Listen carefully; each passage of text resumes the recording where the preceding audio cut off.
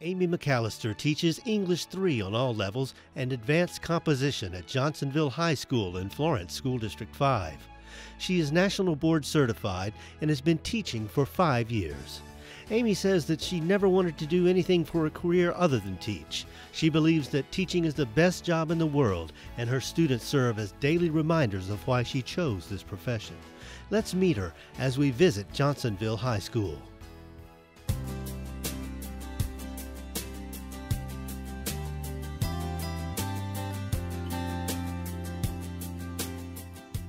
I am Amy McAllister and I teach 11th grade at Johnsonville High School. I've been formally teaching here for 5 years, but really my teaching history started in kindergarten because I would teach my daddy every day after school. So I'm pretty close to retirement if you count all of that. I attended Francis Marion University and got my undergraduate degree in English education, and I will finish my master's in literacy in May from Coastal Carolina. And this November, I got my National Board Certification in ELA-AY. I decided to get my master's in literacy because I have encountered so many students at the high school level who really classify themselves as non-readers because reading is just not something that they enjoy. They see it as a torturous event. And so through my master's program, I've learned a lot about how I can incorporate reading and make it something that my students enjoy. And my students now, we keep up with our reading on shelfari.com, and they track what I'm reading, and we share books all the time. And I think that will be so important to them later on in life because reading is something that you do for life regardless of where you go after you leave school. And we're going to go ahead and get started talking about your purpose and your theme. So get out your notes that you took where you wrote down last class about what your topic and your purpose was. There are a lot of reasons that I decided to teach. First and foremost, my parents are huge supporters of education and have been ever since I was little. Growing up in my house, whenever I would complain about my homework, it was explained to me that it was very important, and college for me was never an option. It was always the plan, and it was what I was going to do, and there was no question about it. And I'm thankful for that. And I've always wanted to help people in whatever career field that I entered, and how better to shape the future than to teach the kids who will become it. Right now we're working on isolating the important part of his interview. That looks really good. Y'all are on the right track. Other than my parents, I think like anybody who enters the teaching field, I had really good teachers at almost every juncture of my life. In 2nd grade, I had Miss Pam Williamson, who really ignited my love for reading. She would read to us every day, and I read 104 books last year, all thanks to her, because she started that love when I was in 2nd grade. And I had really good English teachers in 10th, 11th, and 12th grade, and I think that really shaped me into the English teacher that I am. In 10th grade, Josie Stratton taught us that learning was something that we did together as a group. She was not a teacher who just imparted her knowledge on us, but we all learned together. And then in 11th and 12th grade, I had Kay Sellers, who really probably is the teacher who shaped most of what I do in my classroom. When I got in my first teacher education class at Francis Marion, we talked about differentiated instruction, and I realized that's what she had been doing all along in her classroom. She would plan neat assignments and different ways for us to learn things. And whenever I walk in my classroom, there is never a day that I don't think, how would Kay Sellers teach this? And usually 9 times out of 10, that's the path that I follow. So at this point, how many of you are on Movie Maker and you are already putting everything together? Very nice. Teaching is rewarding for so many reasons. It's important to me that I see my students build confidence when they're building their knowledge in my classroom, and whenever they get excited about a concept that they've mastered or even excited about a book that they've read, it's rewarding to me because I know that I've played some part in that. I would love to see your beginning. We have a quote in there too. I think that it's important that all teachers incorporate relevant, meaningful assignments in their classroom. It's important for me as a teacher that whenever I give my students an assignment, I can explain why they're doing it and what purpose it has. For instance, my advanced composition class is making education documentaries based off of their reactions to Waiting for Superman, and that's something that's relevant. It's something that they see as a positive change whenever they do it, and if we make material relevant, our students are much more invested in it. Okay. We did it more of a teacher standpoint because they're the ones that are going to be incorporating the technology. Because and most stuff of the kids in our generation already use a lot of technology anyway. But do you think that's important that you bring in that maybe like you want the technology to be in the classroom and we don't have it readily available? It might be an interesting perspective because that's why I try to use it, because you guys use it so much every day anyway. In my lesson, we are going to start in our classroom and we're going to talk whole group about the documentary that my students are filming and producing in small groups. And then we're going to move to our media center where they're actually going to, some will be interviewing, some will be putting their documentaries together on Movie Maker, some will be selecting music.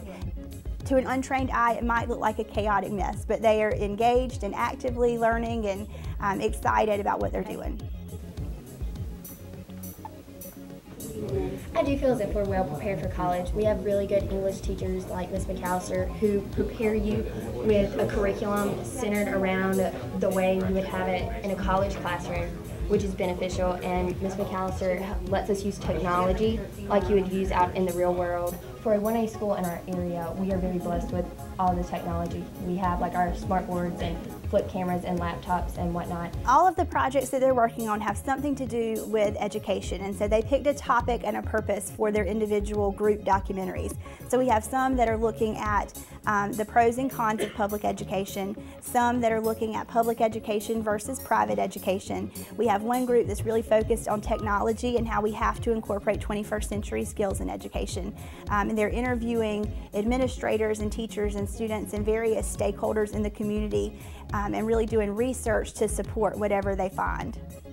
So far we have our introduction, which is fighting the stereotypical pros and cons of public education in Florence School District 5. So what kind of research are you using to back it up since yours is so isolated? What kind of research did y'all find? We have, and then here is our stuff for That's a good article. graduation, I think. The graduation rates, and it talks about some of the programs we have here at the high school to help improve graduation rates.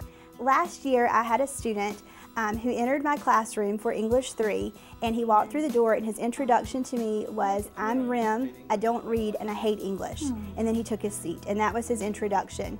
And unknowingly he became a challenge for me because I knew that I probably would not get him to leave my classroom loving English and wanting to go out and write books or major in English, but I knew that I could change his mind. Today, we talk about books all the time. He reads voraciously. He just finished the Maze Runner trilogy, and we talk about books all the time. And he actually is signed up to take my advanced composition class, even though he hated English to begin with. Good morning. Hello. Who are we playing? We're talking about our calendar for the week. I've only taught for 5 years, so I haven't seen that much change just in that short time. But what I have noticed is people, especially here at my district, are more willing to incorporate technology and 21st century skills because they see a need for it and they notice that that's what students are using outside of school. So that's something that's changed that I think is a good thing, that we are using that and advocating for that in our school system. I think one of our big challenges is recruitment and retention, that a lot of times we don't present education in a positive light, and so it's hard to draw people into our field when really it is a great thing. On top of that, funding is always an issue that there really is no answer for right now, but it causes lacks of resources and different things of that nature. I would Google it and see if you can find any examples of like real questions. That's like one. Is that the only one that she had? Or? Documents. Yeah, that was on there. For a teacher who was just starting out, I think that I would say if you're not passionate, don't do this. It's something that you have to love with your whole heart. And if you are not going to enter this profession because you care about children and you care about making a difference in their lives, then it's not something for you. It's not an easy job by any means, but I think it is the most rewarding job there is. If you think back, we've already talked about this one time, but whenever they talk about American students and their confidence levels, what were American students' confidence levels like? They were the highest. My message about public education is one of pride.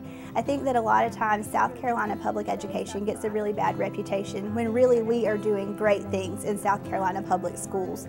I would challenge you to go to your local public school system and walk around and see the great things that are happening because there is no way that we are last. We are very forward thinking in what we're doing in South Carolina. Do you think maybe it might be easier to do like a slide before her video comes up? Like do a PowerPoint slide? It looks better if you do it on the video. Teaching is so important to me because it is where my passion really is. Every day that I come to my classroom and I do what I do, it's for my students, and I hope that they know that. We get so many things right in South Carolina public education, and I think as long as we have teachers who are passionate about this profession and who care about the children they teach, then we will always get something right.